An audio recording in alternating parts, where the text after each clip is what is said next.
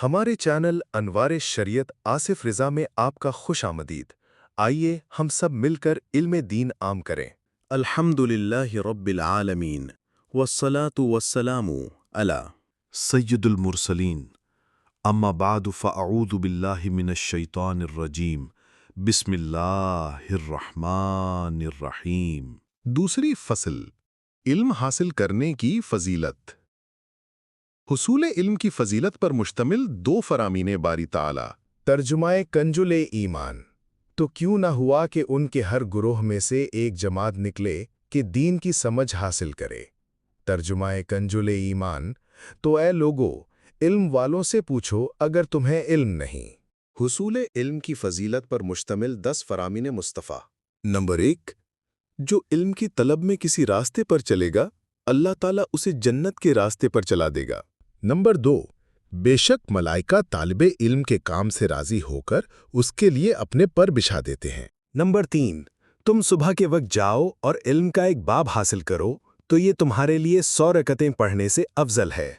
Number 4, इल्म का एक बाब जिसे आदमी सीखता है उसके लिए दुनिया और माफिया यानी दुनिया और जो कुछ इसमें है से बेहतर है।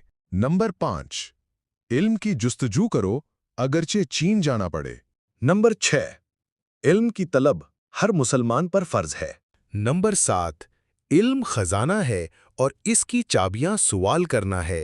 खबरदार, तुम सवाल किया करो क्योंकि इसमें 4 को अजर दिया जाएगा। पहला सवाल करने वाले को, दूसरा आलिम को, तीसरा गौर से सुनने वाले को और चौथा इनसे मोहब्बत करने वाले को। नंबर 8, जाहिल अपनी जहालत पर और आलिम अपने इल्म पर खामोश ना रहे। नंबर 9, हुजूर नबी पाक सल्लल्लाहु अलैहि वसल्लम ने इरशाद फरमाया, आलिम की मजलिस में हाजिर होना 1000 रकत नफिल पढ़ने, 1000 मरीजों की इयादत करने और 1000 नमाज जनाजा में शिरकत करने से अफजल है। अर्ज की गई, या रसूल अल्लाह सल्लल्लाहु अलैहि वसल्लम, और कुरान की तिलावत से भी अफजल है? इरशाद फरमाया, कुरान भी तो इल्म के साथ ही नफ़ा देता है।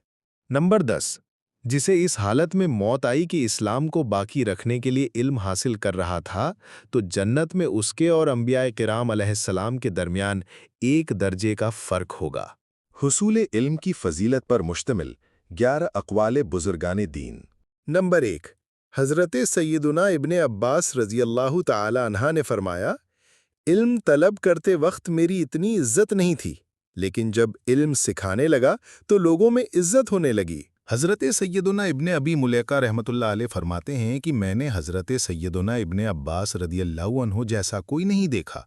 मैं जब उनकी ज़ियारत करता हूँ तो सबसे ज़्यादा हसीन नज़र आते हैं, गुफ्तगू करते हैं तो सबसे ज़्यादा फसीह, और फतवा देते हैं तो सबसे ज़्यादा साहिब इल्म होते हैं। नंबर 2, हज़रत सैयदना अब्दुल्लाह बिन मुबारक रहमतुल्लाह अलैह ने फरमाया, मुझे उस शख्स पर हैरत होती है जो इल्म हासिल नहीं करता, वो इज्जत की ख्वाहिश कैसे करता है। नंबर 3, किसी दाना का कौल है कि मुझे 2 शख्सों पर जितना रहम आता है इतना किसी पर नहीं आता। एक वो जो इल्म हासिल करता है मगर समझता नहीं, और दूसरा वो जो समझ सकता है लेकिन इल्म हासिल नहीं करता। नंबर 4, हज़रत सईदुना अबू दरदा रदियल्लाहु अन्हा ने इरशाद फरमाया, एक मसला सीखना मुझे रात भर की इबादत से ज़्यादा महबूब है। नंबर 5, इन्हीं से मंकूल है कि आलिम और इल्म सीखने वाला दोनों भलाई में बराबर के शरीक हैं और इनके अलावा तमाम लोग बेवकूफ़ हैं, इनमें कोई खैर नहीं। नंबर 6, नीज़ ये भी इरशाद फरमाया कि आलिम बन या इल्म हासिल करने वाला या इल्म की बातें सुनने वाला, और इनके अलावा चौथा ना बनना वरना हलाक हो जाएगा। नंबर 7, हज़रत सैयदुना अता रहमतुल्लाह अलैह ने फरमाया, इल्म की एक मजलिस गफलत की 70 मजलिसों का कफ़ारा है। नंबर 8, अमीरुल मुअमिनीन हज़रत सैयदना उमर फ़ारूक रज़ियल्लाहु अन्हा ने इरशाद फरमाया, रातों को इबादत करने वाले और दिन में रोज़ा रखने वाले 1000 इबादत गुजारों की मौत एक आलिम की मौत से आसान है जो अल्लाह ताला के हलाल व हराम करदा उमूर का इल्म रखता है। नंबर 9, हज़रत सैयदना इमाम शाफ़ी रहमतुल्लाह अलैह ने फरमाया, इल्म की तलब नफल नमाज से अफजल है।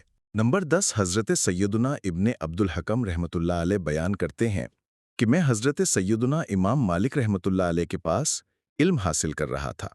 ज़ोहर का वक्त हुआ, تو میں کتابیں سمیٹنے لگا تاکہ نماز پڑھوں۔